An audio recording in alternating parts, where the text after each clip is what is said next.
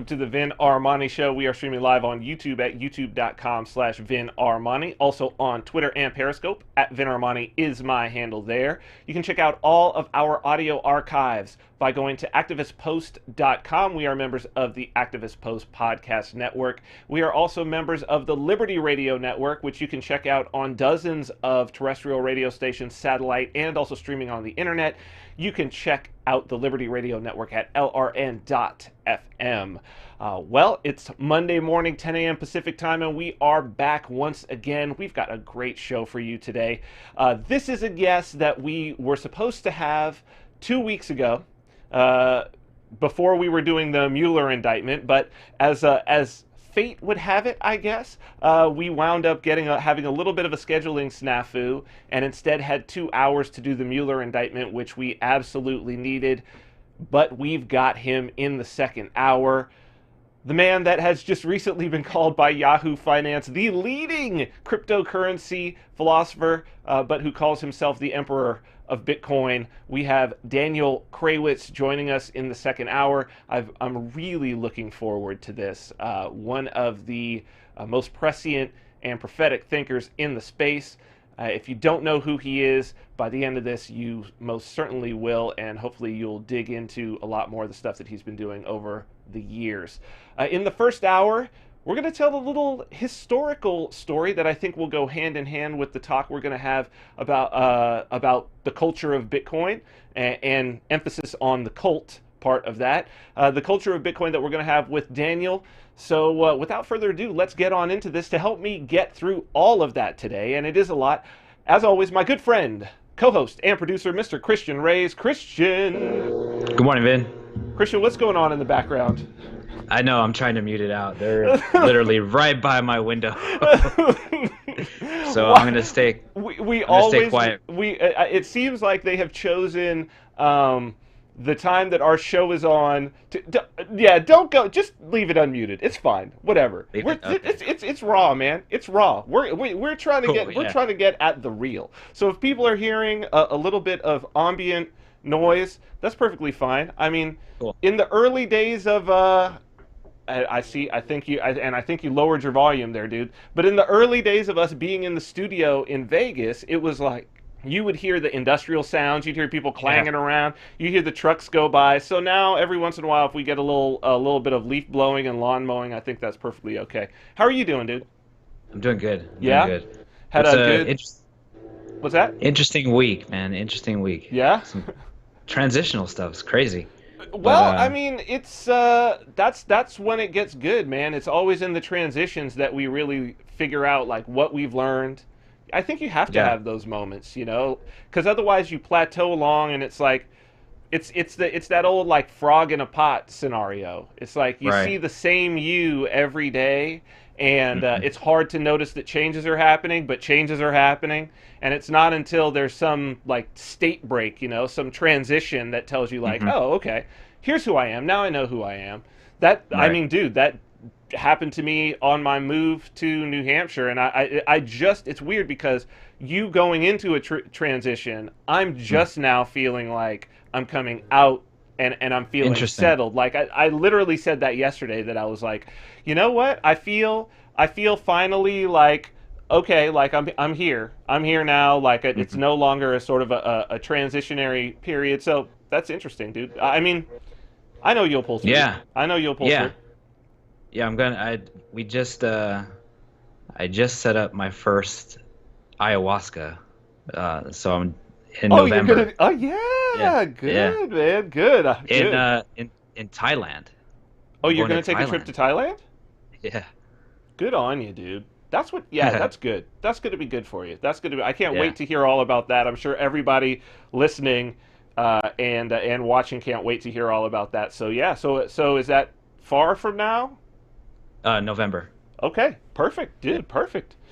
Maybe we can get you out to New Hampshire before that, or after. I Maybe know. even after is even better. Or maybe ayahuasca will tell you that you need to bring your ass out here at least to visit. I hope so. I hope so.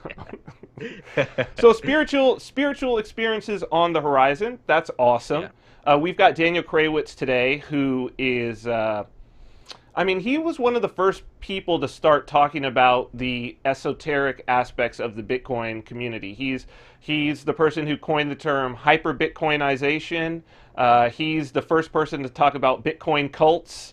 What's Oh funny shit. is that he's a bit of an eccentric individual, I guess you could say. Very, very intelligent, Hmm. very articulate, and a clear thinker in the way that he explains things. And so I think now it's interesting because this last week in the Bitcoin Cash side in particular, but also some things on the core side, all of these elements of cult are Hmm. popping up. He's somebody who's been talking about the fact that this was existing for a very long time. He's coined a lot of the terms. We were talking in direct message yesterday, and he was like, man, I almost feel bad because a lot of my early writings are the things that these now like cult members of especially like the Bitcoin core side are going back to as like they're spouting the words that I came up with. He's like, I almost feel Yeah. bad that I invented their religion, you know what I Oh mean? shit. So it's going to be interesting. On that note, what I found interesting, you know, we had Krista Rose on. Hmm. We talked a little bit about. I brought up like the whole religious aspect thing. He and I have discussed that as well. He said he didn't really feel comfortable using the term religion because he felt that it was almost kind of an insult, or it wasn't fair to those people who are of traditional religions Hmm. for us to be using this term religion. I've been having a hard time as well. Like there are people acting in a way that uh, otherwise religious adherents act, that we know, you know, that we know of religious people acting. But is it a religion? It's kind of hard to tell. So in over the past, you know, couple of months as I've seen this thing developing, I try to go back to history, right? I Hmm. try to see, are there parallels in the past? Because if you can find those parallels in the past, that's going to help you to say, what are you dealing with? Where is this thing? Where's the potential of this thing to go? Right? That's what I always do. It gives me some comfort in Yeah. history. And so I thought today what we would do, one of the things that comes up as we use this term cult, and it's going to be used a lot more in the Bitcoin space in Hmm. the coming years, because people are going to see this type of cultish behavior. And as we use the term cult, what is difficult for a lot of people is that in our Western culture, there is this separation, almost like a mutual exclusivity of science and religion, Right. right? Which has been pushed heavily by a lot of people who are like the sort of the new atheist movement. So we're talking Yeah. about like the Sam Harris's, Daniel Dennett's, Richard Dawkins, Yeah. Christopher Hitchens before he died, right? That it's this idea that like, no, science and religion, we need to go towards science and not towards religion. Right. And what's interesting is that there's a level of a historical misunderstanding in there about the connection that has always existed in Western culture Hmm. between those ideas that we would call scientific and rational and the mystical and also the creation of cults. Yeah. And it goes so far back Hmm. in sort of Western. So these individuals who are the rational materialists who would be like, there is no God, I'm an atheist, whatever. I rely on science. I rely on math, right? Hmm. Those individuals don't even understand the actual history. Like they'll be like, it goes back to the ancient Greeks and they're drawing on logic and all of this. They don't even have a really Right. good grasp of how history actually went down relating to these concepts. And the Huh. idea that early on, when concepts come around that eventually turn into math and science, when those concepts first appear, they always appear in a mystical context. As Arthur C. Clarke says, Clarke's three laws: any sufficiently advanced technology is indistinguishable from magic. Yeah. and that since it is magic, there's always a chance for a sort of a mystical adherence, and those people who understand it often end up as pseudo-spiritual leaders almost, because Hmm. those things which we can't understand, we attribute to the mystical before we can Right. understand them. But before we can understand them, we observe them in some form, and I believe that's what's happening with Bitcoin right now. Hmm. And so I wanted to tell a story of a true historical figure that people who are in the sciences, a couple of historical figures are involved in this, who are well known to those who are scientifically inclined or in the profession of Uh-huh. science. But this is really a story, I want to tell a story of Pythagoras. Pythagoras, people might know Pythagoras by Pythagorean theorem. Yep. We're going to get into the historical significance of this guy and how people might see it as related to the cults around Bitcoin, which have a lot of Interesting. mathematical undertones, to see that this is not a new phenomenon in Western society. But before I get to that, I know that you have been exploring some different shirt designs and whatnot. Yeah. I advise people to go, if you haven't yet, go to governyourself.com, GVRNURSLF.com. Check out some shirts. We got Bitcoin Cash, Simple Economics. We've got the Dash logo. No hodl. What else do we got here? Individual. Make Bitcoin Cash again. We got the Anarchy Ball. I'm going to get some of these women's tees from you. There were some requests. I had some people over to the house on Saturday, and there were some requests to get some of these Awesome. women's tanks. So I'm gonna go and order some of those from you. And of course, people can go and pay with crypto. Of course, GVRNURSLF. Govern yourself. Governyourself.com. There's also been, interestingly, a lot has. I've been referencing my book Self Ownership quite a bit as of late. A lot of discussions about ownership in general and property rights, where these things come from, trying to draw back using those old Greek ideas of rational inquiry from first principles. So this is, you don't have to have a philosophy background. You don't have to have an economics background. I wanted to see if we could take it back and start from some very basic things that we could all agree on. What is ownership? Where does it come from? And then, do we own ourselves? Do we own our thoughts? This is very important. There's going to be much more again within this new coming crypto savage movement, where we're going to have to ask ourselves: is intellectual property, IP laws, copyrights, patents, all of those things, are they property? If so, why? And if not, why not? And this is something that I deal with in the book. Hmm.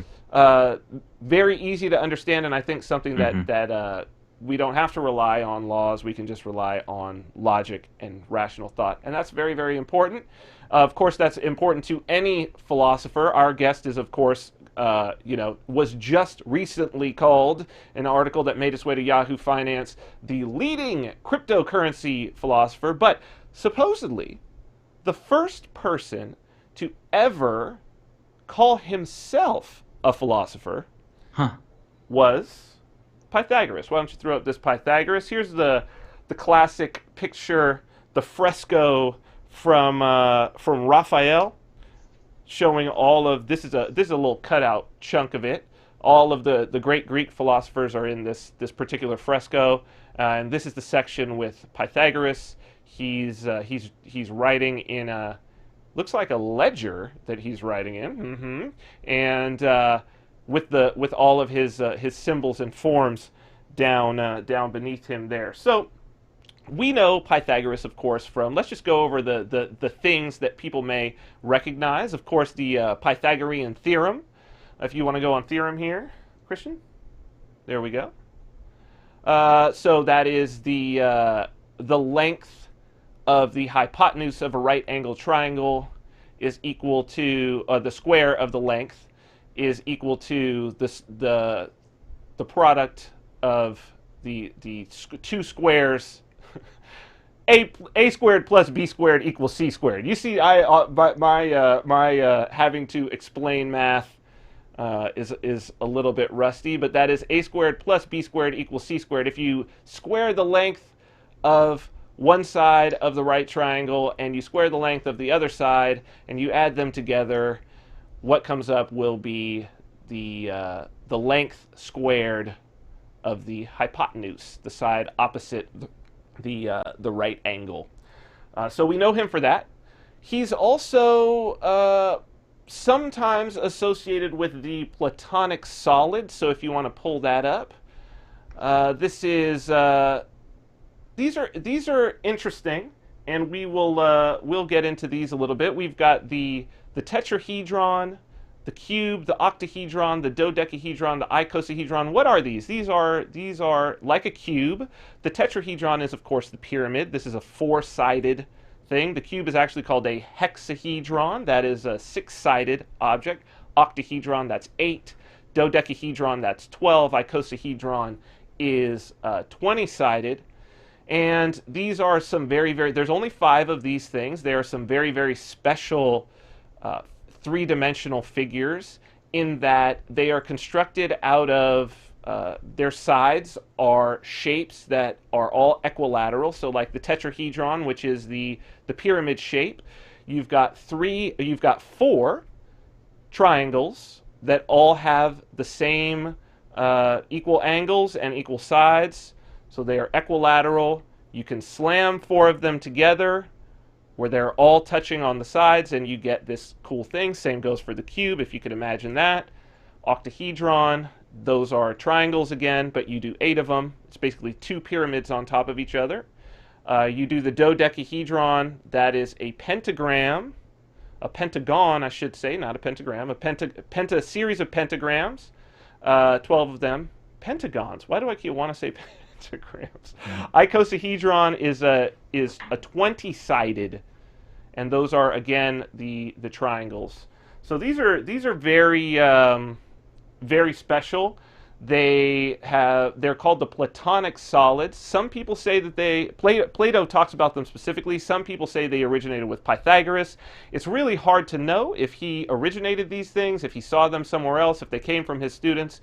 It's kind of the jury's sort of out on that, so we're not actually sure. Same thing goes for the Pythagorean theorem, which is interesting, and we'll talk about that in a little bit. So this was picked up later by another guy, another well-known scientist, and somebody who combined a little bit of mysticism with his mathematics. But this was Johannes Kepler. If you want to go to Elements. Plato had, and the Greeks had assigned these. The tetrahedron said that was the element of fire. The hexahedron or cube, that was the element of earth. The octahedron, that's the element of air. The icosahedron, that's the void. The 12-sided, that's the void or space. And then water is associated with the icosahedron, which is the 20-sided. And this is pretty cool. We'll come back to how this was used. Those are drawings from Kepler, and we'll come back to that. But you might notice these today if somebody's a Dungeons and Dragons fan or plays like role-playing games back in the day. If you go to dice here, Christian, it's 2 over, yeah. So you've got there's your dice right there. They use the exact forms. So you've got your tetrahedron as a 4-sided dice, your classic 6-sided dice, that's the cube, or the hexahedron, etc., etc. So this is, you can come back to us, we'll tell a little bit of the story of Pythagoras and where these things come from and how this fits in with the whole cult scenario. So there's this guy, Pythagoras, around 570 BC. He's born in an island called Samos. Now Samos is in the eastern Aegean, so it's part of like Greater Greece at the time, but it's like on the Turkey side. It's closer to the Middle East. It's not like on the European side. It's off the coast of what is now Turkey. He's born there in 570, and we don't know a whole lot about him at that time, but what we do know is that in five. Oh, so he starts an organization there. He starts an organization that is called, one thing we do know, is called the Semicircle of Pythagoras. Again, we've got some shape things. And just to give you an idea, it's a kind of a secret society. Just to give you an idea of, these are the writings about what the admission process was to get into the semicircle of Pythagoras on Samos. Supposedly he's living in a cave. We think this is probably he's in his 30s at this time. He's living in a cave. He's starting this organization and talking about some mysteries. So why don't you go to admission here, and I'll just read because it's super interesting. So this is about the admission of getting into Pythagoras' group.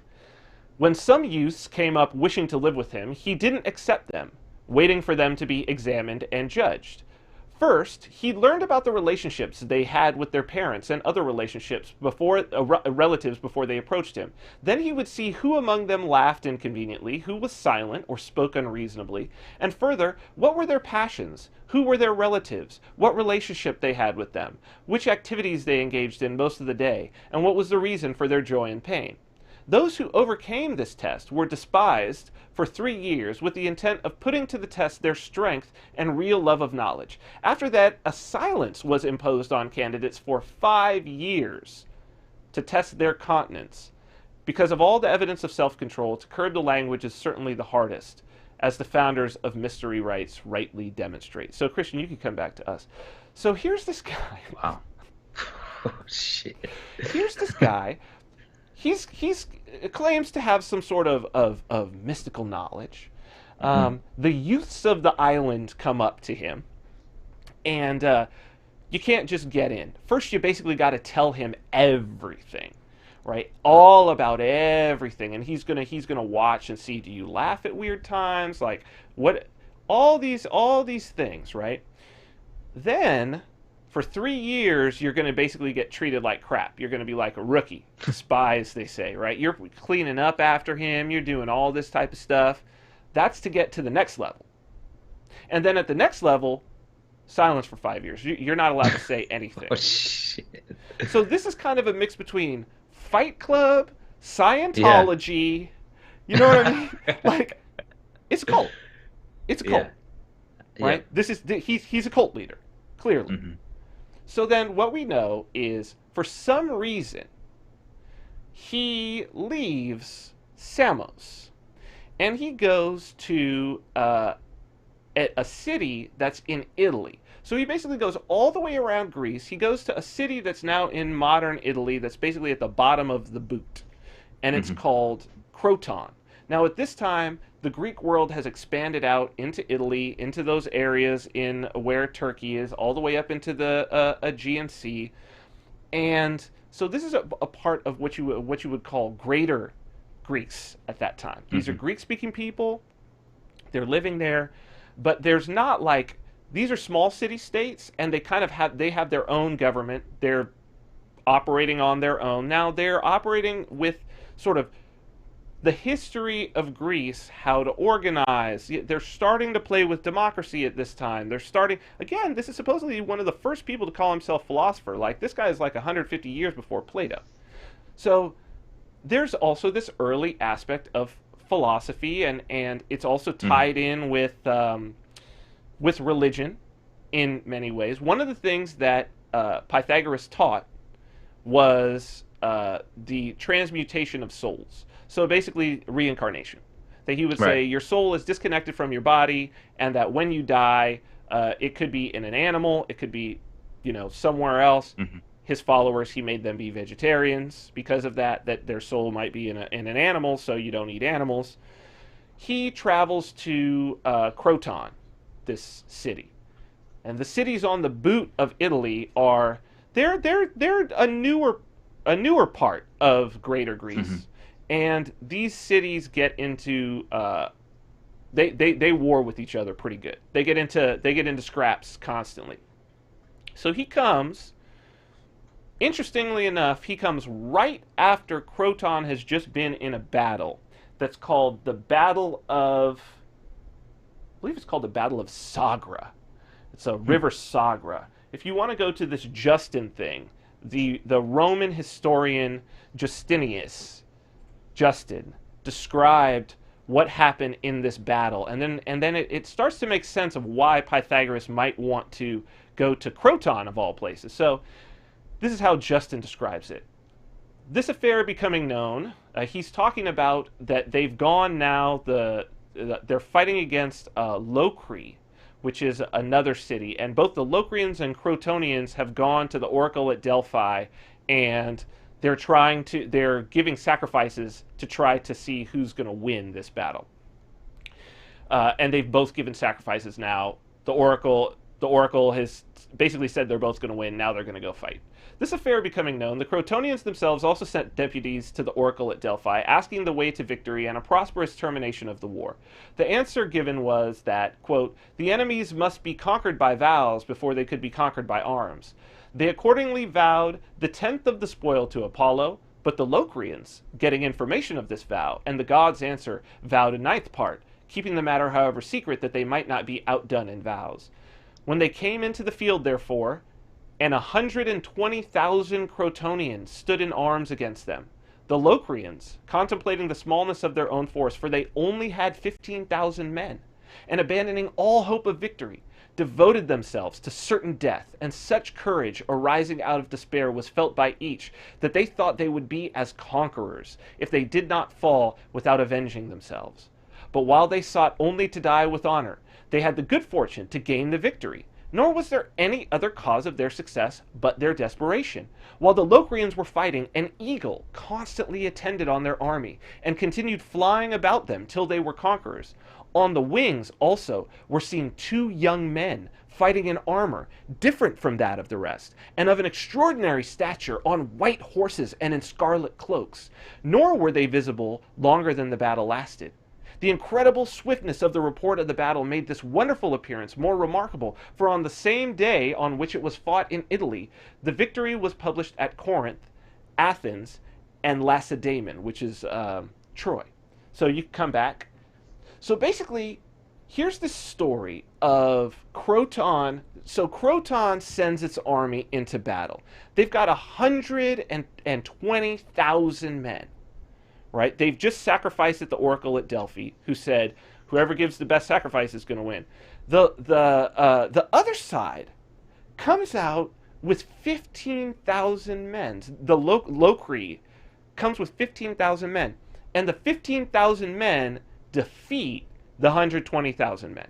Right? Now, the Locrians had kept it secret that they had also given gifts to the oracle of Delphi to win. They'd kept it secret. And supposedly this is like a legendary story that travels very, very fast, that there's an eagle flying overhead. There's like 2 sort of mysterious, at either side of the Locrians, there's these 2 mysterious great warriors who are fighting on their behalf, but then vanish after it's over. Like, so it's got this whole mystical and magical aspect to it. But basically what we see is the gods. So the Crotonians are defeated, man. They get their asses kicked even though they had more people. The gods have abandoned them. The gods have abandoned them. So you could imagine the state of the city at that point, right? They don't know. They've lost their faith. We sacrificed to Delphi. We had all the men. This must mean that the gods have abandoned us. And onto the scene, opportunist. He's like, you could imagine, he hears this story. It's a very interesting story. And here's this guy who's already got this cult in Samos. We know right after the battle who should show up but Pythagoras. Pythagoras shows up, and he starts showing. Now, again, we don't know that Pythagoras was the one who invented the Pythagorean theorem. Well, actually, we know he wasn't the one that knew this property of the 3, 4, 5 triangle that gives you, like, if you have 3 units A Yeah. stick that's 3 units, a stick that's 4 units, and a stick that's 5 units, and you stick them all together in a triangle, you get a right angle opposite of the 5 unit thing. Hmm. Either the ancient Egyptians did. Everybody knew this. This Right. was builders were using this, right? But again, remember, this is like the backwaters. Hmm. This is the backwaters of the Greek Empire, of greater Greece, right? These are hillbillies. These are hillbillies. So he pops on a boat. They're Seize the defeated. opportunity. They think the gods have abandoned them. Here we go, right? Hmm. Pythagoras hops on a boat. We see him. He shows up over there. He starts teaching his teaching of the transmigration of souls. He starts teaching. What he does is he shows these things like the Pythagorean theorem, like these Yeah. solids. He believes, and also music and harmony, because and again, it's hard to know if can be attributed to Pythagoras himself or the people after him. So Uh-huh. basically, what happens is in Croton, he becomes like the preeminent sort of spiritual figure, right? Hmm. He's got this austere way of living where you're a vegetarian, you're very disciplined, they're disciplined about sexual activity, they wear very simple clothes. If you want to be his student, you have to live in a commune and you basically have to give over Hmm. all of your possessions. Like nobody is allowed to have private property, but he's allowed to determine what you do with it. He might tell you that you have Wow. to be silent, like all of these things, right? And he's using the fact that he can that he's the only one that knows about these mathematical things. Hmm. And these hillbillies are like, they're blown away. They're blown away. Now, mind you, he's been on sort of the other side of the world. He's been, not only has he had the Greek influence, but he's been on the Middle Eastern side. He's on an island that is a trade route from like Mm. Egypt, Babylon, people coming over from the Persian side. He's been exposed to all kinds of things. But Hmm. these hillbillies are on what's the other side of the Greek world, and that's cut off from any of that. So he goes over there. They start, you know, going around. There's this Bronikov has this great. If you want to go to Cult here, Cult Bronikov has this great picture, the Pythagoreans, his imagining of the Pythagoreans celebrating a sunrise, and you see the music because it was all about music, all about harmonies and mathematical harmonies. So he would also show them. You can come back to us. He would also show them how you could take a reed, and if you measured it just perfectly, you could get the musical intervals that makes up notes. Wow. So he would show all of these tricks, these little Yeah. novelties, Yeah. these little tricks that were like, he's a master of this whole thing. And Hmm. so he had this idea.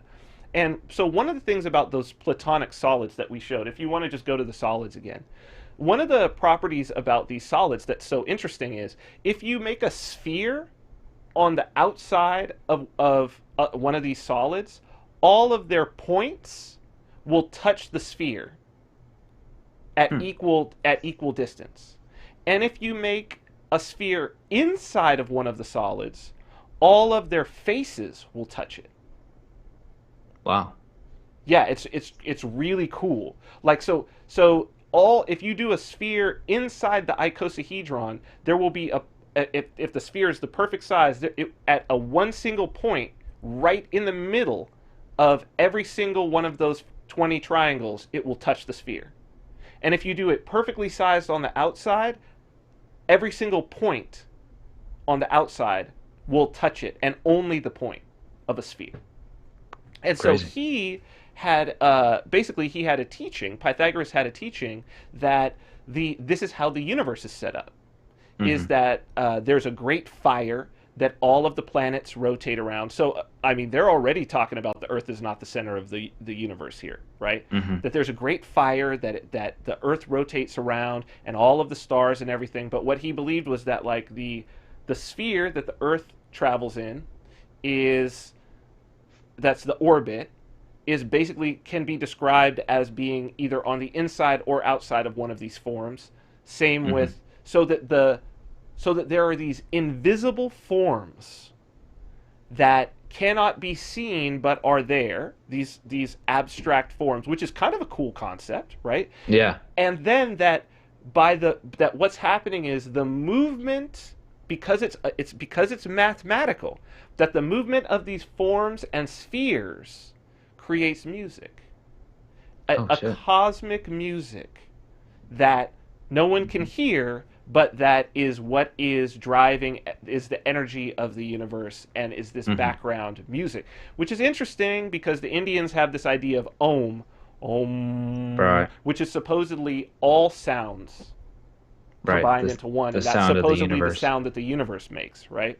And So actually, it's the vowels too in the it's all the alphabet. vowels, Hmm. together with the closing vowel of Hmm. right? So, but you don't hear the closer. So Hmm. it's interesting that it's like, hmm, did he perhaps hear this from someone traveling from the east through Samos? Like, was he picking these things up along the Hmm. way, and he was just somebody who loved to educate himself, loved to learn, and he was learning from he was in the perfect area, came up in the perfect area at that time to learn. There would have been Hmm. ships, boats carrying all kinds of things, and people coming over trying to get over to Greece Right. by water. Man, he would have had a crazy amount um, of exposure to those sorts of things if he wanted, and so he carries these things through, and it's basically what happens is great actually.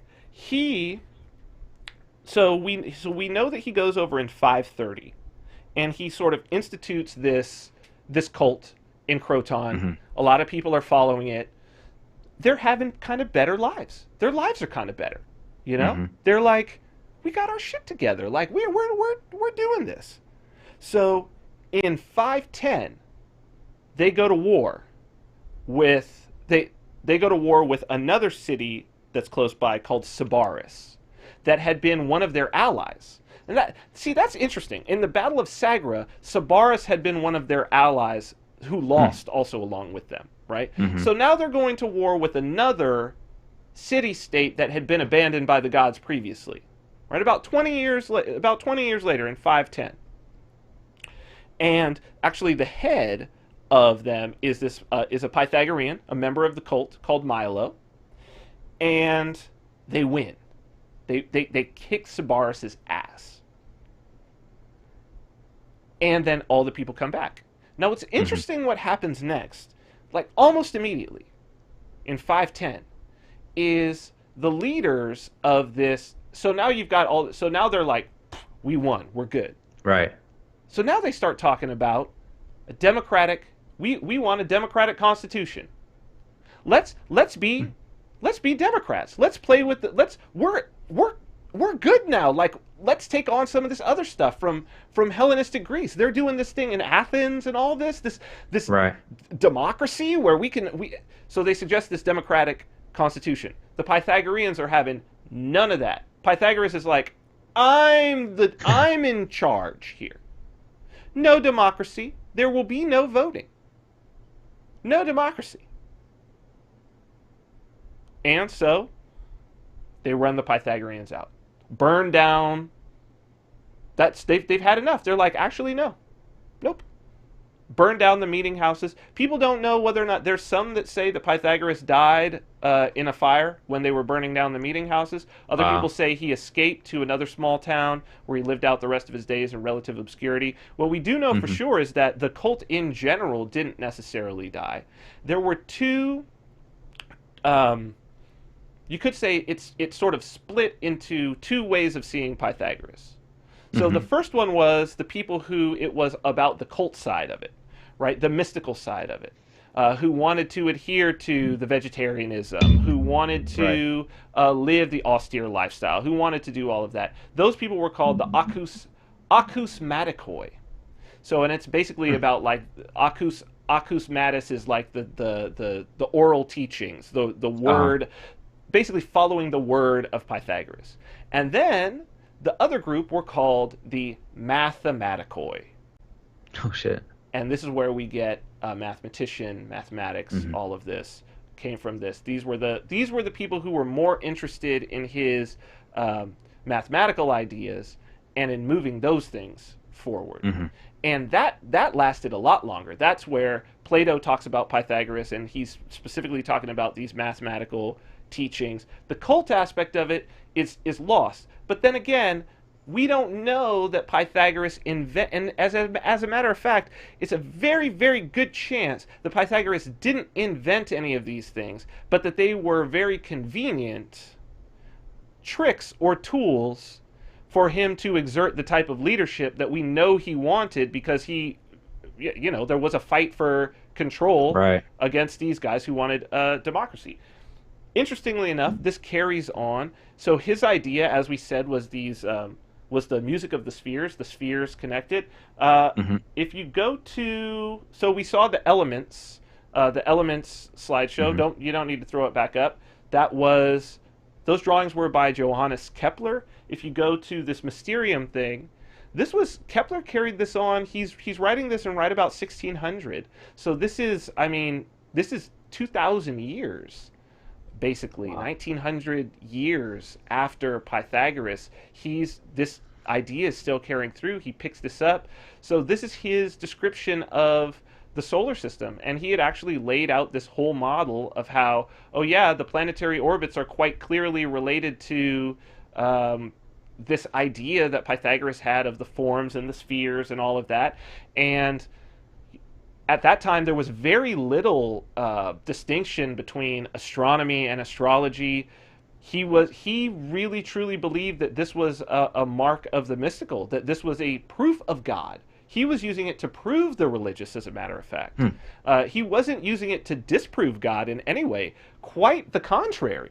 This was his mystical proof of the existence of God, was through these forms, and through the fact that you could transcribe these forms onto the movement of planets. And of course, not only his work, and the idea of the music of the spheres, and the harmony of that's Keplerian to the core. But of course, the Kepler telescope, which is still up. We've got this telescope thing. That's all these exoplanets that are being discovered. Yeah, there's the Kepler telescope. This telescope is Wow. named after him. It's been out there since, I think, like 2000. I want to say it's been out there since like 2009 or something like that. No, longer than that. Somebody could go look it up. It's been out there. It's been out there at least 10 years, if not more. But this is what's been searching and finding the exoplanets. What's been finding the planets. Um, whenever they report, oh, we found a new planet outside of our solar system. This is the first space vehicle that they made to do that, and it's named after Johannes Kepler, who was obsessed with the mystical form idea which is very interesting, of Pythagoras. Hmm. So Christian, I mean, what's so interesting to me about this is that this is so different an understanding than most people have about the relationship between science and religious cults. Hmm. But I think what people miss out on is that, and what I think these atheists, these new atheists and whatnot, what they often miss out on is, people are not stupid. Yeah. They may be ignorant, but they're not stupid. And it's like, people won't follow you as a cult leader if you can't at least show a couple tricks. Hmm. If you don't have some knowledge or capability that they don't have. They they Right. they want you to have more. But the interesting thing about it is that if you do, and having more is relative. Hmm. It's relative. It's relative to your audience. So it's like the people who you're going to be able to get into your cult necessarily have to not be at your technical or educational level. Right. And if you want to have a cult, one of the most important things is, and you can see Pythagoras did this very, very well with the despising people for 3 years, then you have to be Yeah. quiet for 5 years. It's like, one of the things about being quiet for 5 years, having the silence, is you can't ask questions. You never gain that. All of the Hmm. knowledge has to remain with the cult leader. And there are plenty of people who are, if it makes their lives a little bit better, if it takes away some amount of fear, some amount of Hmm. anxiety, just to know that, or to believe, to have faith that someone else has the answers. Right. That's the key. Like, to have the faith that someone else has the answers is oftentimes just enough. It's where it's like, nope, he knows. He knows. Why would you question? Why would you question? Uh-huh. He knows the answer. Um, so how could you say it's this is not a cult? Clearly, this guy has some technical knowledge that I don't have personally. Hmm. And just by me recognizing that doesn't mean I'm in a cult. I mean, I mean the stuff about, like, look, I'm so much healthier from the vegetarian thing, and like, Uh-huh. and also the idea that the first person that you hear something from, I think a lot, it's human nature to attribute that as the inventor of it, especially if they say that they are Yeah. the inventor. Right. And especially if you don't perhaps have access to the sources that they The have. If it's an hmm obscure source, right? If hmm it's an obscure source, and you're not really into to studying and getting into the weeds on things, like, how would you even know? And if their work is not being put up to scrutiny by someone, like, let's say, today we have the peer reviewed process, right? Where you hmm submit articles to a journal, and as bad as the peer review process may be, at least the people reading it might be able to be like, I think I've heard this before. I think this might be hmm plagiarism. I think this might not be an original thought here. Let me fix your. I'm gonna fix your. Sound low? No, I'm gonna fix Oh. your Oh, my head. your head. It seems like, okay. Maybe that's good. I think the light where you're at keeps changing. I think that's much Yeah, better. it Yeah, we were changes, we I were think. seeing through your head for a second there. Man. But I think that we're going to be coming to a time when, like I've said, and the reason why this is important is because, like, as I've said, we're coming into a new age of magic, and it's also very important. I'm seeing it for Bitcoin, and it's very important that we're moving away from a time. So there was a time in the earliest days of Bitcoin when every single person who was using Bitcoin, since it was a small group that were interested in cryptography, they were Yeah. all software engineers as well. Those are the only people who were interested in it at first. So every single one of them could take a look at the code, understood the cryptography, were able to ask Satoshi Nakamoto direct questions. And you go to the Bitcoin Talk forums, and it's like, yeah, these guys were asking legit questions and arguing with Satoshi about his answers because they actually Right. could. They could back it up. At that time, you can't really have a cult. Like, there's no capability for a cult. hmm Like, everybody's an hmm equal. They're behaving in a very democratic fashion, right? But cult leaders don't like democracy. So the reason why this is important now is because now we're reaching a time, and I've noticed this in previous conversations. I just had a few online interactions where I realized, wow, this person that I'm talking to has a lot of faith in Bitcoin, um, but they don't really understand the technology. Yeah. But look, first off, no one fully understands every part of Bitcoin, Hmm. especially when you start adding in the cultural element. That's going to take a long time for anybody to understand, and we're Dude. going to talk with Daniel Krawisz about that, right? Because Hmm. that adds, when you add in the human element, that adds a level of complexity to it that is like, oh shit. So the first thing is, no one can understand everything, and very few people understand like even the very, very core things. But I think one of the Hmm. most important things in this space is to have some humility, both in your own understanding, to be like, yeah, I'm still learning every day. Like I'm still absolutely learning Yeah, dude. every day, man. Like I'm blown away Well, by like, oh wow, I didn't know that. Okay, it's so deep in so many different levels, technological levels, philosophical levels. I mean, just all the way around. It's the whole new America. So we're still explore like we just reached the shore. You know what I yeah, mean? We're still exactly, exploring. exactly. Yeah, it's a new undiscovered continent, right? And Hmm. that's the idea that I raise in my book, Self Ownership. That's the end idea, and it's one that I'll be dealing with more in the book Render Unto Caesar, that is forthcoming, hopefully by the end of the year. Um, the idea of the crypto savage. Hmm.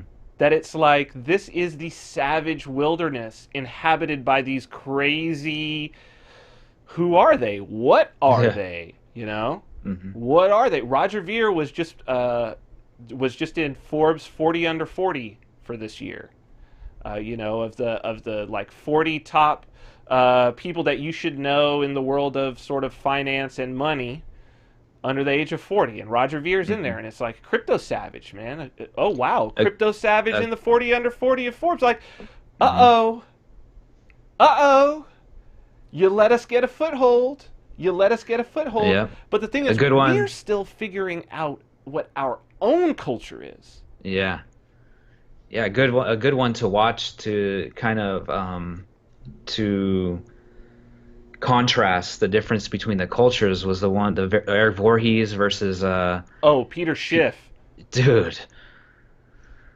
It's like, okay, it's very clear that this whole new discovery within Bitcoin and everything that's behind it, the Mm-hmm. cultural aspect, the philosophical aspect, the technological aspect is just a whole new dimension. You know, it's a whole new, and when you watch that debate, you're just like, okay, like it's not even a question. Like the evolution is here. You know, Oh, it's the evolu firmly mm, here, dude. mm-hmm, Firmly here. I mean, the what's and I talk about this in the book. The idea that some attempt will be made to try to merge this culture into the old culture, and it mm-hmm, will fail. yeah, It will fail. It's uh-huh, not going to be that. mm-mm, It's going to be, we'll keep some things from the old culture are naturally in there because it comes from out of that, but so right, many things are just not going to exist. They're not going to exist because we're talking about a technological shift, right? yeah, So they're not gonna exist in the same way that like you don't ever see a slide rule. No, in the same way that you don't ever see like a quill and ink. You don't ever right, see someone writing on parchment hmm, with a yeah, quill and ink. And nowadays, like I was experiencing it here recently, where I was like, "Where's a pen? I don't know where a pen is in my house." I had to oh think. shit, I had to think like, "Where's hmm, where's there a pen?" Because like I said, I had some people over to the house, and like I wanted them to come around the back, so I wanted to put like something on my door. Where's a pen? I don't hmm. even know. I don't know where. And then I found a pen. Where's a blank piece of paper? Right, Where is that? I mean, I got the printer paper. hmm, But I didn't have any writing paper. I didn't. I have some notebooks laying around. hmm, It's a bound notebooks. But it's like those things are gonna go, and they're scared, man. They're hmm. scared.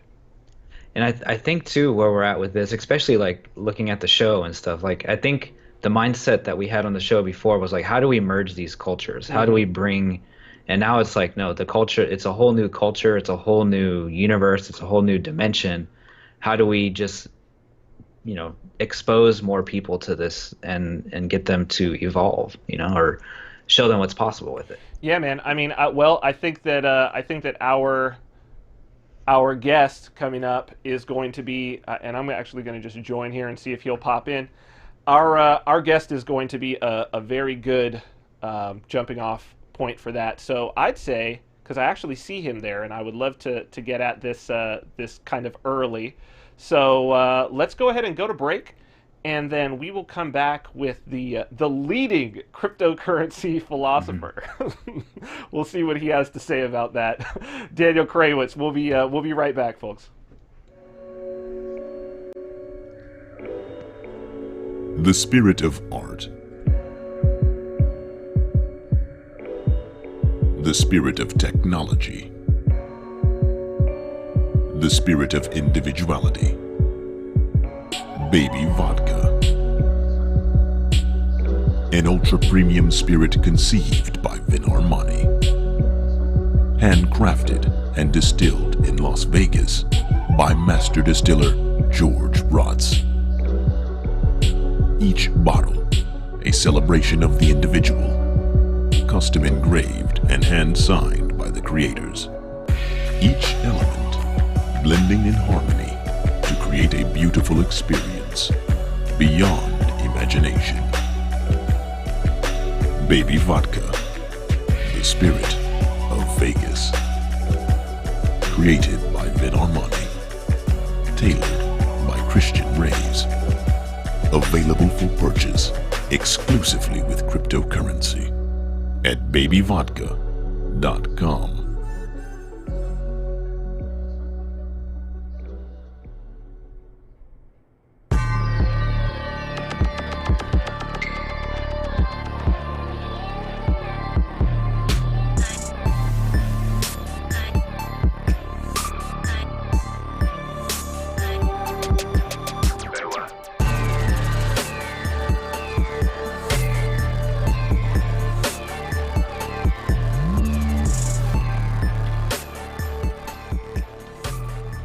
Welcome back to the Vin Armani Show. We are streaming live on YouTube at youtube.com/Vin Armani. Also on Twitter and Periscope. At Vin Armani is my handle there. We are proud members of the Activist Post Podcast Network, so you can check out all of our audio archives at activistpost.com. You can also check us out on the Liberty Radio Network, which is on dozens of terrestrial radio stations, satellite, and streaming online. That's at lrn.fm. Okay, so before we get to our guest, I would just like to talk to you a little bit about Counter Markets. Counter Markets, Trends and Strategies for Maximum Freedom. You can get your first issue for free by going to countermarkets.com. Oh boy, I should be writing my new article for this issue. If you have not yet received it, go now. You can get the July issue, and then our August issue comes out on the 5th. It's been over a year, and it's been great. Thank you to all the subscribers and to all the people who have now resubscribed. I think that we've done a pretty good job of predicting the trends and also giving some strategies for moving forward. And as this whole picture of the world of Bitcoin becomes more clear, I think that our analysis is going to become even more clear, which I'm super excited for. So, of course, thank you to everybody that has been involved in writing as well. And we look forward to welcoming more guest writers on board. So again, you can go countermarkets.com and get your first issue for free.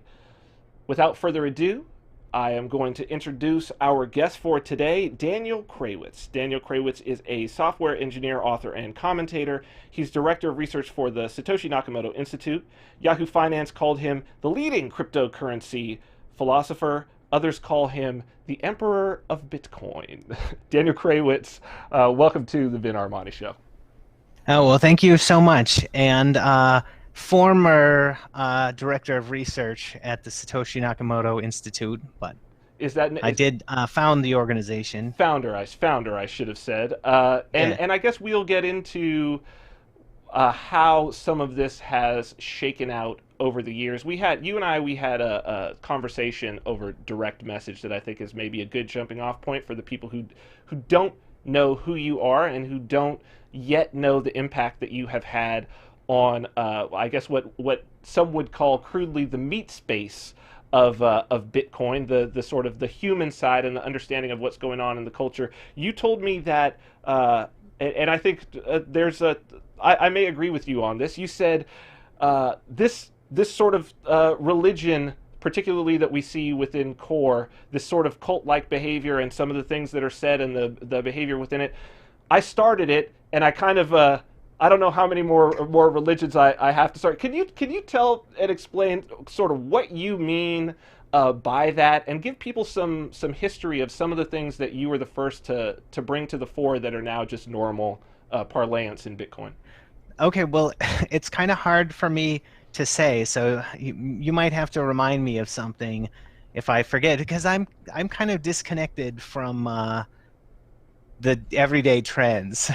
But it's just weird. It feels like, so anyway, I wrote an article in 2013 called "The Problem with Altcoins," and as far as I know, I was the first person to just go call all of the altcoins completely stupid. That's right. In this article. And my reason for saying so was that it makes more sense for investors. But the best currency is the one that we can all settle upon, right?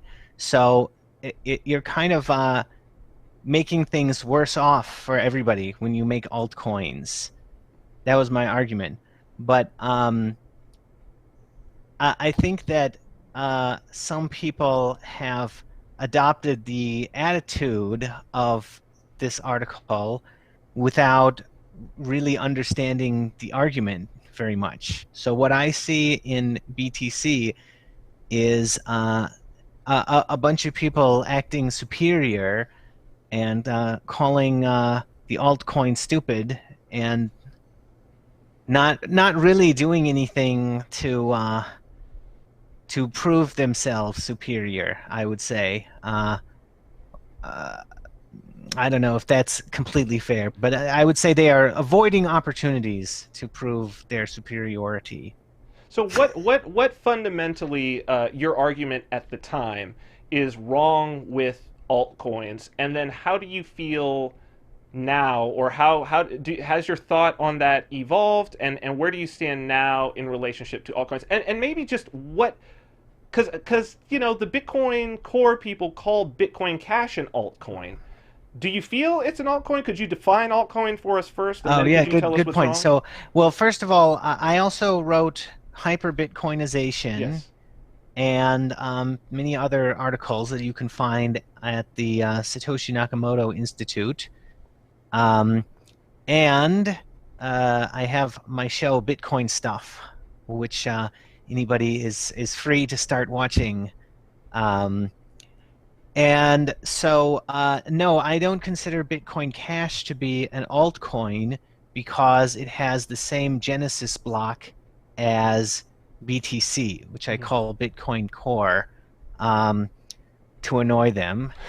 And so I think that if you have two coins that have different genesis blocks, they are inherently rivalrous to one another, and they are effectively two different communities that are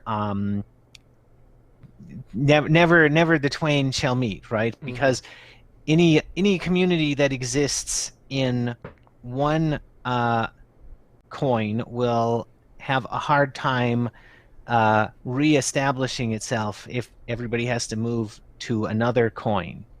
So I think that nobody in any coin that for any two coins that have a different genesis block, the people in them are better off if the other coin is gone. Mm-hmm. Right? But that's not true if it has the same genesis block, right? Right, because the people who owned the coin before are all automatically equally diversified. Mm-hmm. And a fork is not inflationary because you can count, you can just imagine that the unit from before the fork split into two different kinds of units, right? And so then you just say that the old unit is equal to the sum of the two, and then it's not inflationary because the number of units doesn't change. And I would say that that is the only way of looking at it that makes sense, because even if one coin retains the same ticker symbol, it is not the same good economically after a fork as before. Because if you buy before the fork, you get the fork, right? So that's a big advantage from if you buy after. So I say that they're different goods economically, even if they have the same ticker symbol. So it makes the most sense just to say that the original unit is the sum of all of the units on all of the forks, and anybody who wants can continue to retain the same fraction of the total, which was the advantage of Bitcoin to begin with, which you don't get with altcoins. If an altcoin wins, you don't retain the same fraction of the total. So you would say then in the whole what is Bitcoin, which is a huge debate, right? Of everybody wants to be able to say what is Bitcoin. Your thesis is when someone says what is Bitcoin, your answer is it is every fork that contains the same original Genesis block from January 2009, put together by Satoshi. Would that be an adequate answer? Yes. Okay. Because any such fork is potentially something that the Bitcoin investors from before could decide to settle upon, right? Because they are sort of deciding when the fork happens, they decide what are the values of the coins after the split. So if they any new offshoot of Bitcoin could turn into the biggest one, I think. Or I should say, I think that that's much more likely than with altcoins, because you know, if you're an investor, you still retain the same fraction of the total if that happens. So that would be preferable to everybody who's involved in Bitcoin. Okay, there's a lot there to unpack. I want to start slowly. So, okay. Sorry. It's great. We've got time. So let's unpack it. First, I want to be clear here, because I think I heard you just say that do you feel that the process of forking is a process whereby one eventual chain will emerge as the supreme chain, and this is just sort of a means of getting to that point? Or do you feel that we are destined to have, with these forks, an ecosystem and an environment where all of these forks have some place? Where do you stand on that? Well, I think that forks can coexist a lot more easily than coins that are alts of one another. But I would say, like, I think that the best value that BTC and BCH can go for right now is to establish communication between the two sides. Because I think BTC is kind of like the left brain, and BCH is kind of like the right brain. So I think that there's value for them to become more cooperative. But ultimately, I would say in a less dysfunctional community, you really only need one coin. So I would imagine that if things go well, there will be one coin.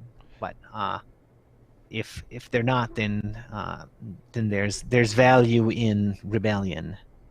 Can you expand on this left brain, right brain concept here with BTC? You said BTC, you see it as kind of like the left brain, and BCH as the right. What is that? Expand on that. Oh, okay. Well, so I think that there are different kinds of people who are attracted to the two main chains of Bitcoin, and there are also people who did not split their old UTXOs, mm-hmm. or who are not heavily on one side or the other, and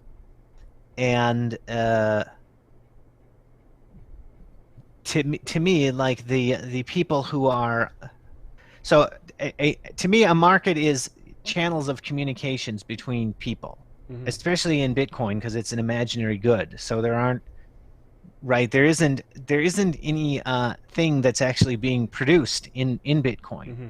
So to me, the value is all about the connections between people, mm-hmm. that you get when you go into Bitcoin. And to me, that's just kind of like a big brain, because mm-hmm. I actually think that there's only one brain, and it has localized pieces that are more in communication with themselves. But any form of communication creates a closer link between the brains. Mm-hmm. So that's kind of, I think of Bitcoin as the Bitcoin market as being a big brain, because the market also works like a brain. Yes. Yes. Right, because when you make a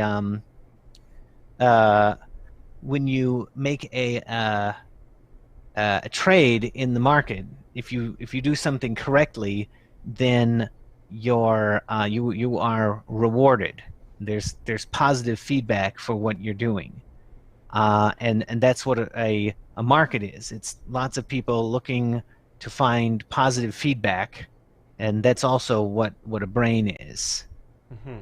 So okay, so and of course the human side of that, I mean, you've already used the term a few times here. I think it's probably good that we define the term investor as you're using it, because I think it's you have a very specific technical, you're using it in a very specific way as it relates to Bitcoin specifically, and the investor, in your, I guess if we could call it philosophy, is or your way of interpreting what's going on, is a very key archetypal figure. So can you talk to us about who and what is the investor? Sure. So the investor is basically somebody who owns something because of what he's going to get out of it in the future. So everything that you can own has some kind of investment quality to it, right? Because you could go to a restaurant and order a sandwich, and then something happens and you never get to enjoy it. Like anything can go wrong, right? But there are also some things that you have because you are thinking further out in time, and there's nobody else who is necessarily checking your work, because you're the one who owns the thing, right? So why would anybody else think for you? See, so you have a piece of land that can generate revenue, or it can go up in price, or the investment can give you something that isn't about money. As Warren Buffett said that his two best investments were his house and his wedding ring. I think. So fundamentally, to me, the investing is about ownership and the future.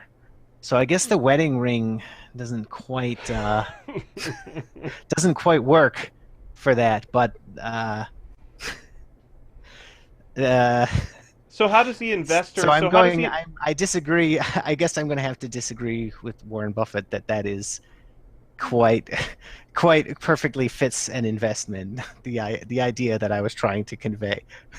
So when you use the investor in the context of Bitcoin, as I understand it, your view is that the investor is actually the sort of, I don't know if you would say the impetus or the compass, somehow the wants and needs and preferences of the investor is fundamentally what's driving all of the behavior of all of the actors in Bitcoin. Do I have that correct? Do I have that as basically correct?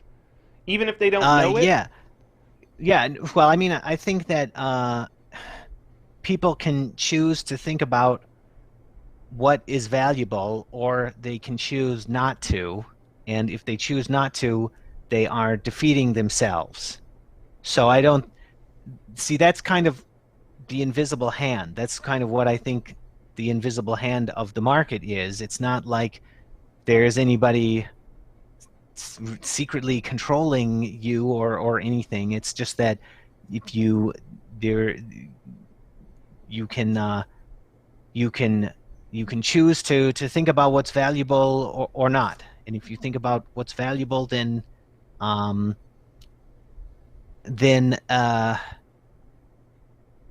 you are more likely to find opportunity and be successful. And so, what is valuable in Bitcoin then? What is I mean, clearly there's there's people who believe that it's for some speculative reason, but ostensibly, if people continued to hold their UTXOs, in theory, there could come a time when you can't cash out because of hyper-Bitcoinization. So what is it that is truly valuable? What is it that people are holding on to? What is it that the investor's holding on to? Well, first of all, I think that what's most important is being able to talk about what's valuable and being able to have different opinions about why Bitcoin is valuable, and especially being able to test any idea about why Bitcoin is valuable in the market itself. To me, that is more important than giving an answer to the question. But I also have an answer, okay. And my answer is that money is just a token, and it doesn't have to be something that is valuable for anything other than being a token. And the value of the currency comes from the people who are holding it. It is like the interface that connects you with all of the other people. And usually there's just one money in a society, so all of the people in society are connected by the money. But now we're in kind of a strange circumstance where we've got competing currencies running around, which I think is not what will happen long term. Do you feel then? I mean, this is an interesting notion. Is there some? Do you think that there's some underlying desire to or some cognitive dissonance about the fact that there is more than one money that is driving the sort of behavior that we're seeing from some specific camps that is so antagonistic towards not just alts but towards forks? What do you think that is coming from our sort of desire to only have one money? Well, I actually think that the wait a minute, who are we talking about here? whoever you think we're talking about is exactly who we're talking about. So, well, I mean, so as I said earlier, I think you can choose to think about what's valuable or not, and if you don't, that is self-defeating. So what I think the BTC people are like, they're kind of like people who are trying not to think about what's valuable, and as a consequence, they are they're living in a strange world where Bitcoin is constantly under attack, and there are many forces trying to undermine Bitcoin. And to me, this seems more like the result of preferring ideology to just thinking about what's valuable. So you have discussed your interactions with these individuals early on, and certainly Vitalik called them maximalists. You called them or have used the term cult. I think that this has clearly been yet another term that you have brought to the fore that is appropriate, and that I am starting to use as I see it evolve in other contexts as well. You did a fantastic, that everybody has to see, of you doing a breakdown of a Marx Brothers movie, talking about what cult leaders are like, and it is worth about 20 watches because it's really, really good.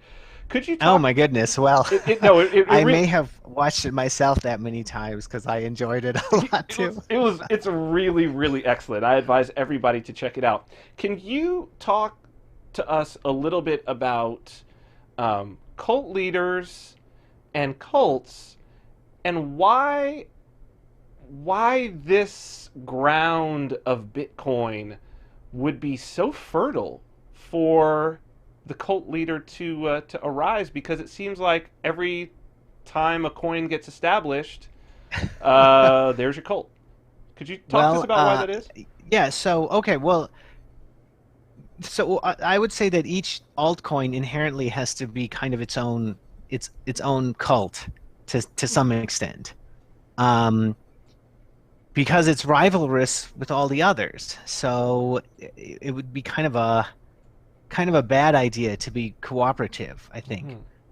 But I think another big reason is that why money is valuable is actually a more complicated question than most people have dealt with in their lives before they got into Bitcoin.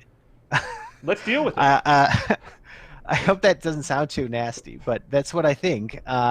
And consequently, Bitcoin is like a very horrible IQ test for people. And I think that it's just possible in Bitcoin for goofy ideas to spread easily, because relatively few people are exercising critical thinking. Or I should say, that's hard to say, because of course there are also many people who are have a financial incentive not to exercise critical thinking. So that it might not just be that they don't understand it, but I think that it's easy for somebody to come into Bitcoin and claim to be an expert and convince other people that he knows why Bitcoin is valuable, and just tell them ideas that don't make all that much sense. And I would say that this has been going on in Bitcoin from early on, but it was not until later that I would say a whole crazy ideology took over all of Bitcoin. or I should say BTC anyway. Mm-hmm. I didn't think that was going to happen.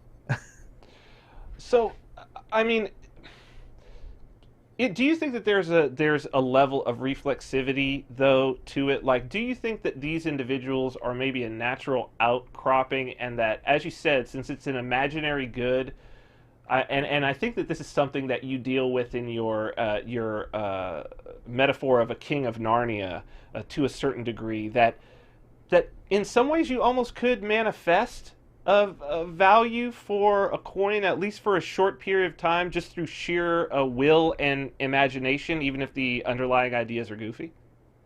Oh, well, yes. Clearly that's true. No argument there.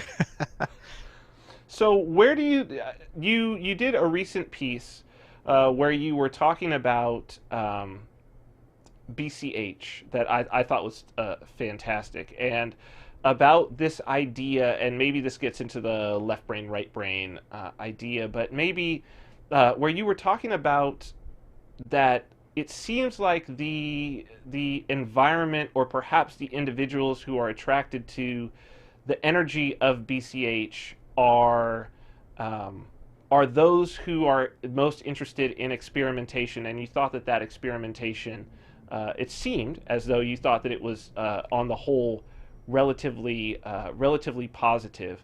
Is that the view that you hold? Can you talk a little bit about why you think it might be that that this particular chain, because I think it's pretty clear that particular chain has attracted a lot of people who want to experiment.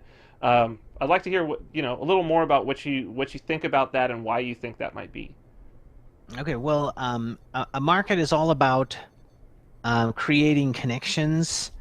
So I think that, and to me, that's what makes Bitcoin healthy, is if we've got a good network, right? So I think that BCH has created an environment that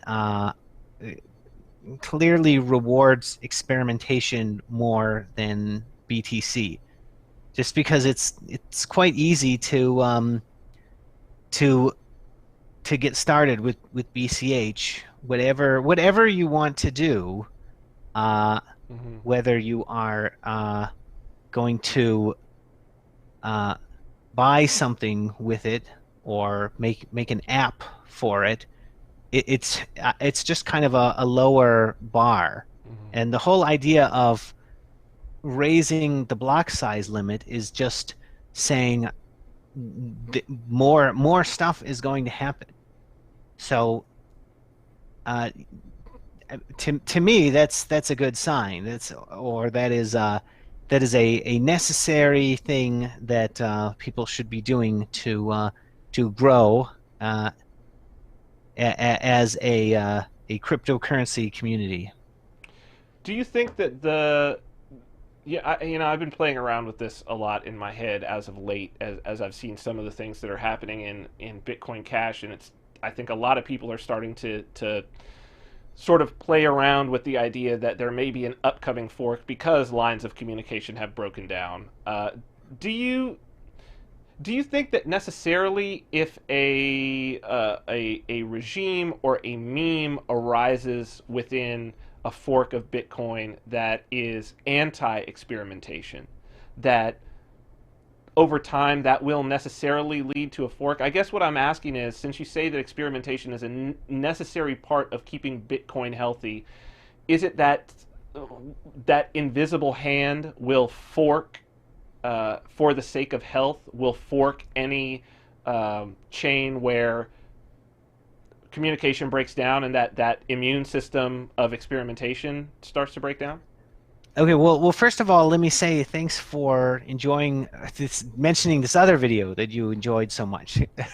And I forgot I wanted to say something about that too, because I was doing kind of like a Carl Sagan impression with that one, because I always think everybody likes Carl Sagan so much, and he just says all of this stuff that sounds kind of silly to me. So so this video I was doing like really, really far out stuff in the discussion. So I'm glad you enjoyed that one too. It's fantastic. I had a lot of fun making it. And so as to your question, I mean, I really hope that lines of communication will not get broken. And to me, that is, yeah, that's very antisocial. And I suspect that people will find better ways of settling their ideas in the future, but ultimately, ideas are settled by some kind of investment product. So what role is there any role that is there an active role for the investor to play besides deciding when to hold and when to sell? Can the investor signal in some way? Is that their responsibility to do so, or are they this sort of this arbiter after the fact and this judge by buying or selling? Well, I would say that the only thing an investor can do as an investor is predict the future, and well, and buy something that they're making a prediction about. But that doesn't like to me.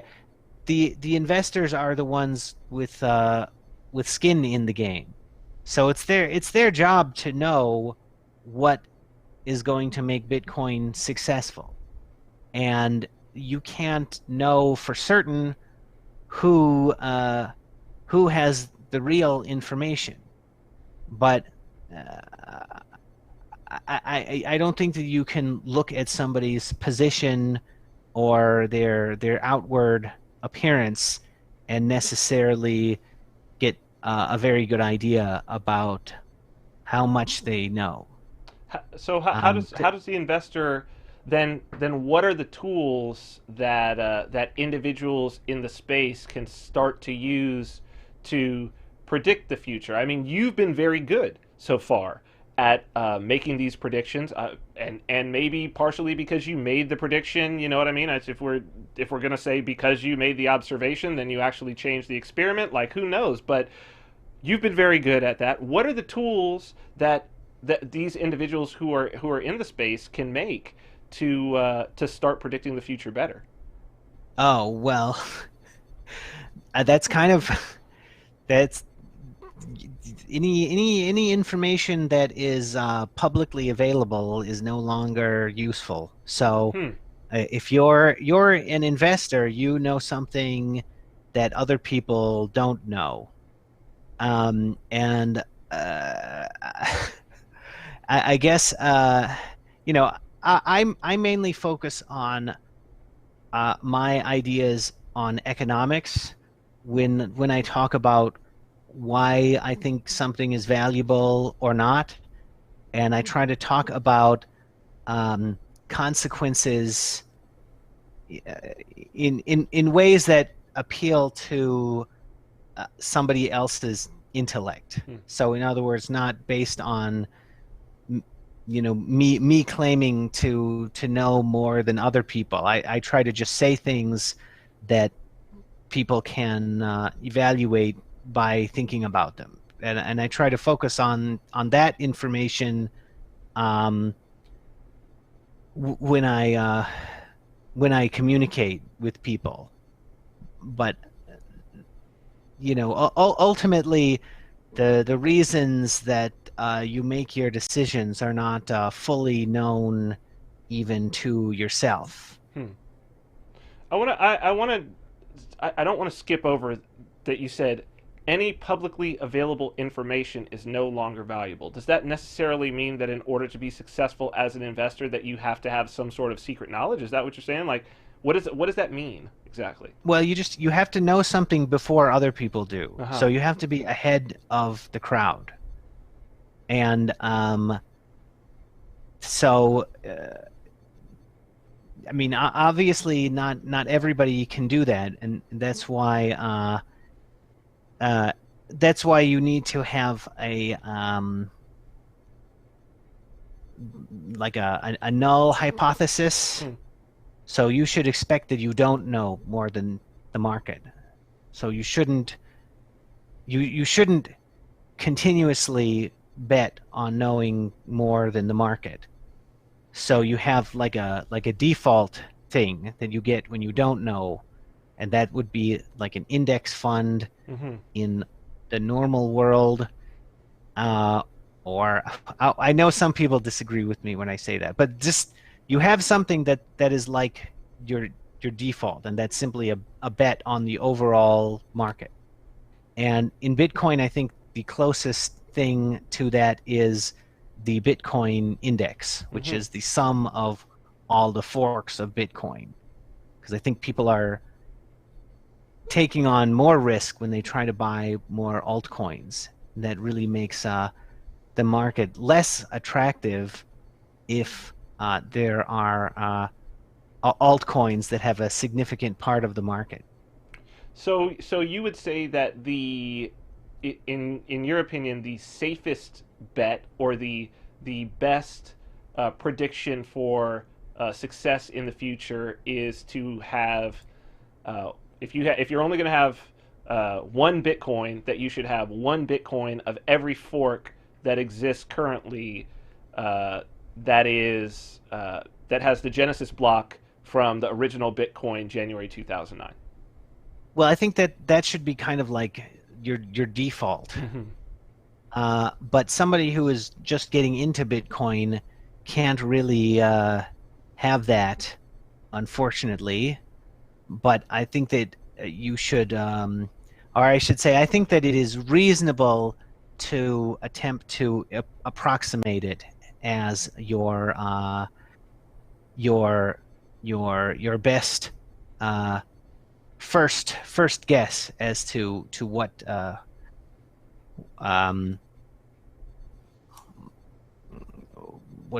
is the best null hypothesis for when you don't know anything more. That's what I think you should get. So this idea of believing that you know more than the market, and I think that it's proven that I think that's what was behind a lot of the stuff that was going on with Core. There was constantly the message coming from out of that camp was, we know what makes Bitcoin valuable. We have all the answers about what makes Bitcoin valuable, and you cannot disagree with our answers about what makes Bitcoin valuable. That's bad, right? Because if you have that, then that means you're already behind, aren't you? Because it's publicly available at that point. So is it almost now, like so I know many people will disagree with you that the Core camp is like that, but that is that certainly describes my feelings when I would hang around our Bitcoin and say something like how do the developers really know what's valuable, given that their skills aren't actually related to what's valuable, in my opinion. Ooh, what skills? Or I should say, distantly be related. What skills would be related to what's valuable? That's a good question. I don't know, but definitely economics is closer. I don't know. Like I think that there's this hierarchy that people have in their minds that I disagree with, which says that programming and cryptography is the top level intelligence. So I don't agree with that. But I also do not know which knowledge is the best.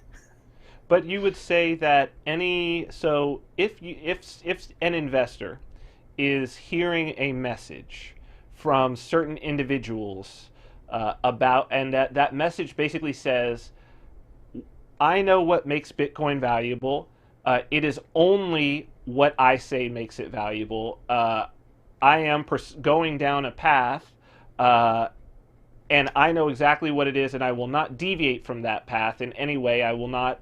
I will not hedge. I will not go for experimentation in any other path. I will not do any of these things. You would say that that is that following that, according to the idea that you have to be ahead of other people's knowledge, that following this existing knowledge would probably not be a very good course for an investor.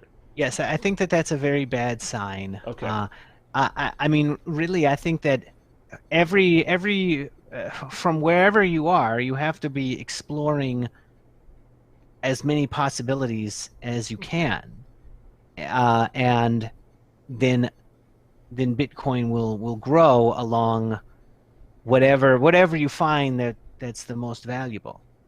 So I have I have my ideas about why Bitcoin is valuable that's based on my ideas of economics, but I also think that there needs to be empiricism, and what that means is that we do want to know what people will choose. So that means there should be options that will allow investors to figure out what's valuable by interacting with one another. So, and to me, that's the big innovation of Bitcoin Cash. So should we see it, how should we look at investors or sort of the investor writ large? Should we look at it as there are successful investors and not successful investors, as in there are those who have made the right decision, whether that's because they had some sort of knowledge or some sort of feeling, and there are those who have made the wrong decision? Should we look at this as a more broad mechanism where there are no successful or unsuccessful investors? There's only this empirical knowledge of which experiment succeeded and which experiment failed. How should we be approaching our outlook on investors? Sure. Well, I mean, ultimately the future is unknown.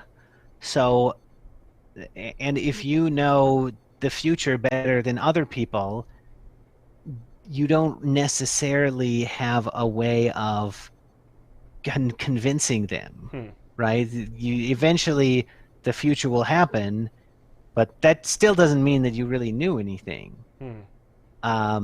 So I think that it's best to think of the so I have this character called the Emperor of Bitcoin that I play on my show, but what I would like people to think is that the Emperor of Bitcoin is somebody who is unknown and somebody who is not very loud or obvious, because all you have to do to be successful is to correctly predict the future, and your information will transmit through the market by some means, even if people don't know who you are. So I think that you should think of the real leaders of Bitcoin as being unknown people who are doing the buying and selling every day, and it is probably the people that you don't know about who are having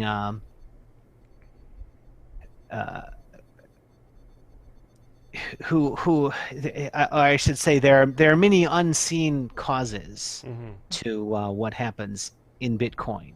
So I would like the Emperor of Bitcoin to be like an image that reminds people of the unseen causes.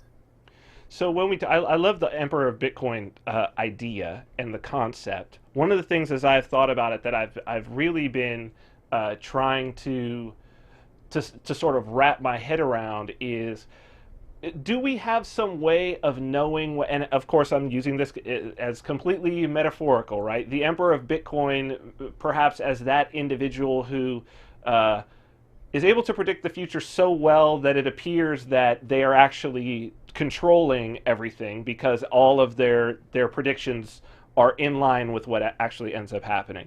Is that is that an accurate way to use the metaphor? Yeah, so I would say that if you are successful as an investor, you did something that is imitatable. So you did something that other people will want to do something like it in the future. So in a way, I think that you do control what happens if you are imitatable, but you can't do anything, right? Because not anything is imitatable. So you are also constrained to having to keep coming up with new tricks. So how do we then, if the Emperor of Bitcoin is out there, if this, be it an energy, be it somebody might call it a trend, right? If these trends are out there, I mean, there are people who are out there doing all this technical trading and whatnot. It seems like they might be trying to hear the message of the Emperor of Bitcoin. You seem to approach it differently. I definitely approach it differently. How can we, if we want to hear what it is that the Emperor of Bitcoin is saying, how can we receive that communication from the Emperor of Bitcoin? Oh, well, that's a good question. Well, first you can watch my show. So you should all do that. Just watch every episode very carefully. And so I think that if you're a trader, you're really trying to predict people who are to me, like being an investor means that you're connected to reality. So or at least you're trying to be connected to reality, because you have to, or you lose, and nobody else will do that for you because you're the only person who owns what you own, right? Now I completely lost my train of thought. What was the question again? How do we hear the message of the Emperor of Bitcoin if he's communicating through the market? How are we able to know that what we're hearing or seeing is coming from the Emperor of Bitcoin and is therefore a good move for us to also make as an investor? Oh, okay. So I would say that if you are connected to reality, then that is the Emperor of Bitcoin, because you have you've thought about what makes Bitcoin valuable, and that is and that's what you should be listening to, and so I don't want to say that there's like some kind of like general will, like Rousseau says, or anything like that. But I do think that when there are big market moves, that's kind of like everybody feeling an emotion together. So I think that people are kind of connected through the market that way. But I mean, I guess my only real answer is you have to anytime somebody talks to you about or you should relate everything you hear in Bitcoin to why Bitcoin is valuable. And if you cannot do that, then you are probably not listening to the Emperor of Bitcoin. But I can't definitively say what the answer is, because the whole you have to make your own connections. That's what's valuable. If everybody is doing that, then that's better. I love that. I actually think that's a great place to leave it off, because I I do think that really that how we move forward is everybody really trying to work hard to figure out what makes Bitcoin valuable for themselves, and getting as educated as they can and being a great investor. Where are all the places? You've mentioned your YouTube channel, Daniel Krawisz. Where else can people check you out? Well, so there are my articles on the Satoshi Nakamoto Institute, and there's more of my stuff just kind of around. Hopefully, some of it's going to be collected at the Nakamoto Studies Institute eventually, but I don't know when that's going to happen. And well, I just released some. I just started a new project on GitHub, so you can look there if you want to. I'm starting something called wallet abstractions, and this is a tools written in C++ that manage things that you might do in with your Bitcoin wallet or your transactions. So far, I don't have much there, but I'm using my my new advanced C++ coding style. So we'll see if it works out, because that's an experiment too. Awesome. Well, experimentation is important, and I'm glad that you're out there doing your thing. I would advise everybody to go and check out Daniel's YouTube channel. And watch the videos a few times and watch them carefully, because there's a lot of information there. I really appreciate you doing this, Daniel.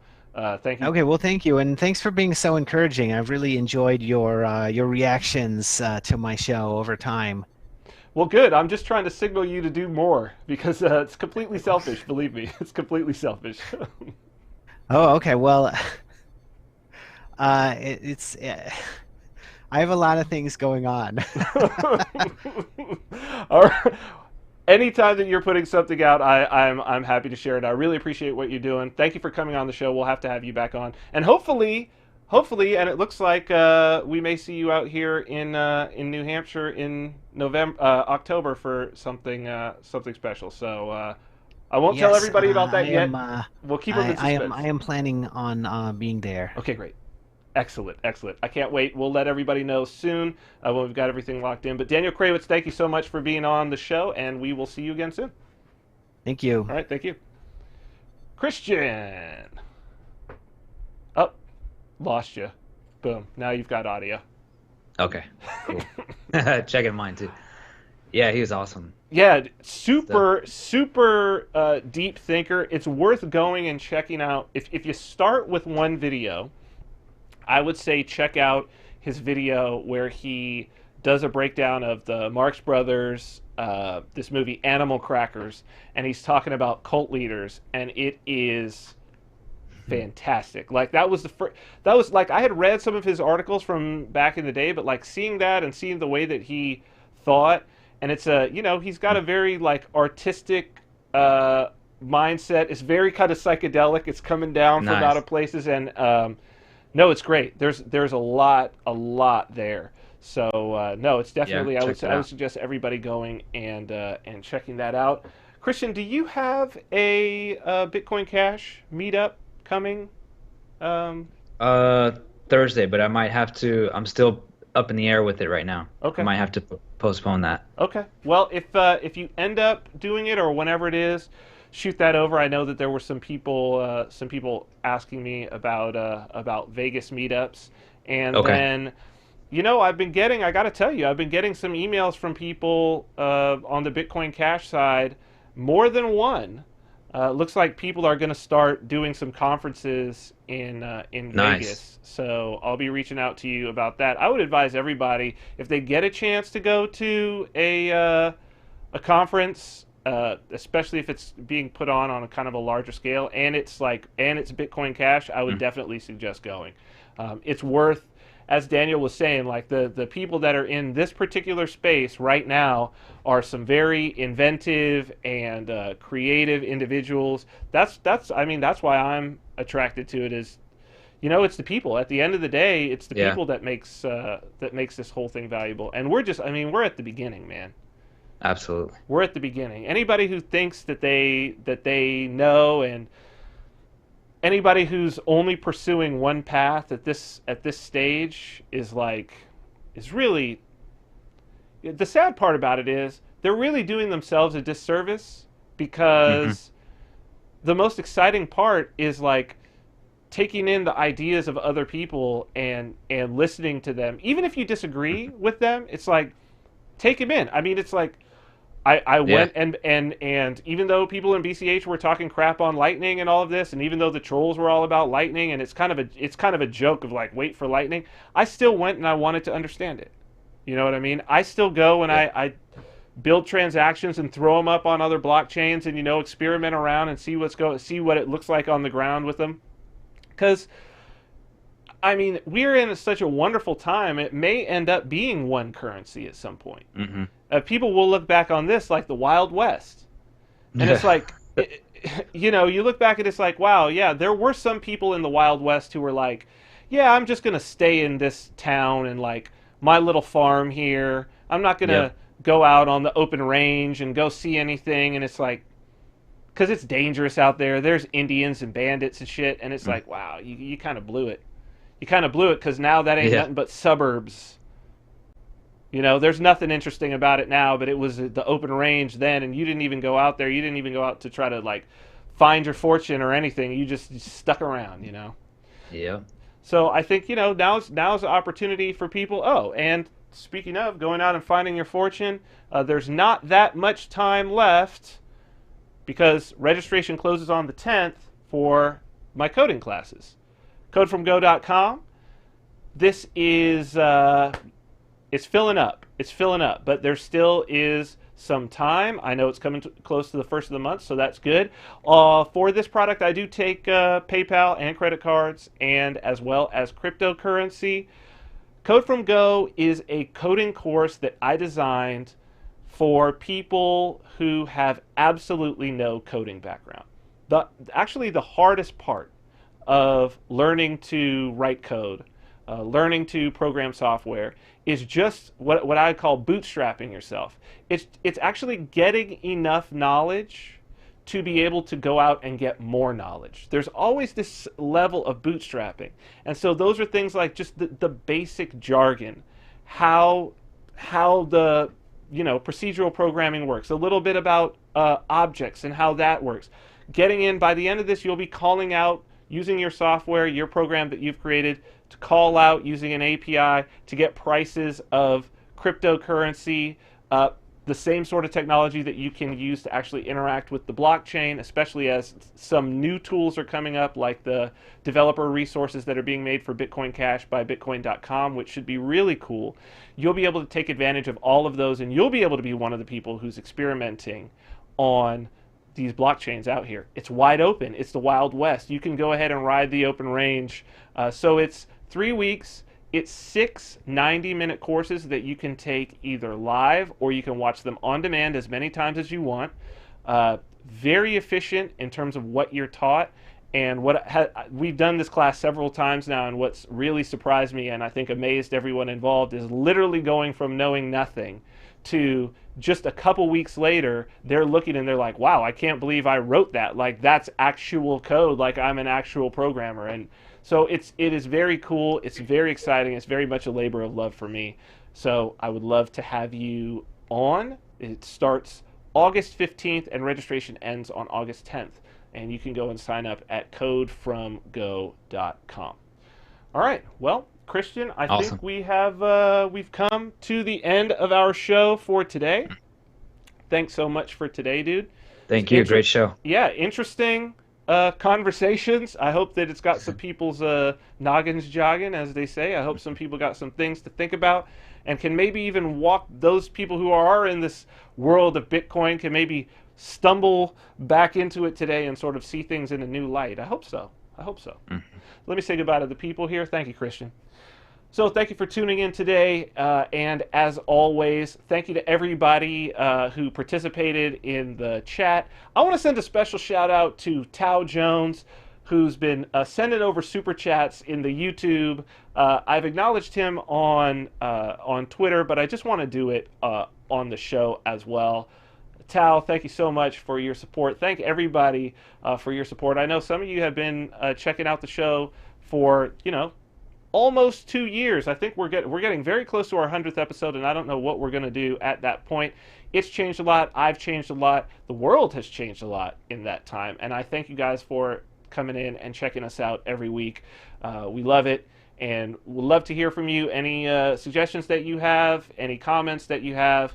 Of course, we're always here to talk to you. You can check us out on iTunes and Stitcher. Be sure to subscribe so that you can download that podcast. And we'll be back next week, 10 a.m. Pacific time. Until then, stay free.